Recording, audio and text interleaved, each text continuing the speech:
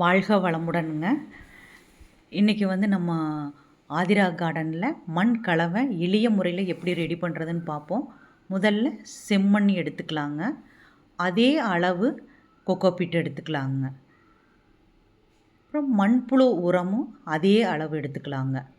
மண்புழு உரத்தில் நான் வேப்ப முன்னாக்கு சிறிதளவு கலந்துருக்குறேங்க.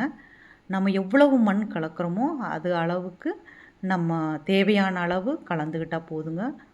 இப்போ 3யுமே நல்லா நம்ம மிக்ஸ் பண்ணிக்கிறோங்க. நல்லா மண் கலவை நல்லா மிக்ஸ் பண்ணால் தான் மண் வளமானதாக இருக்கும். செடி நல்லா செழிப்பாக வளருங்க.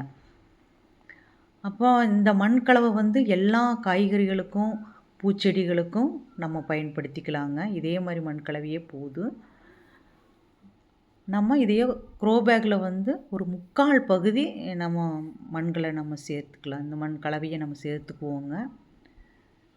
நம்ம இன்றைக்கி என்ன செடி நடப்போகிறோம் அப்படின்னா, முறையாங்கிற ஒரு பூச்செடி.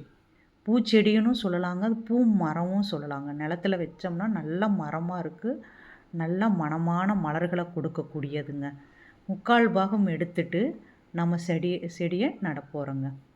செடியை நட்டுட்டு நம்ம அதுக்கு தேவையான அளவு நம்ம தண்ணீர் நம்ம சேர்த்துக்கலாங்க.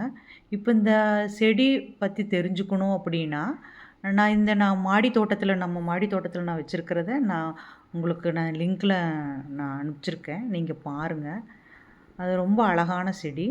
நீங்களும் இதே மண் கலவையை பயன்படுத்தி பூச்செடிகளையோ மரங்களையோ காய்கறி செடிகளையோ வச்சு முயற்சி செய்து பாருங்கள். நன்றிங்க. வாழ்க வளமுடனுங்க.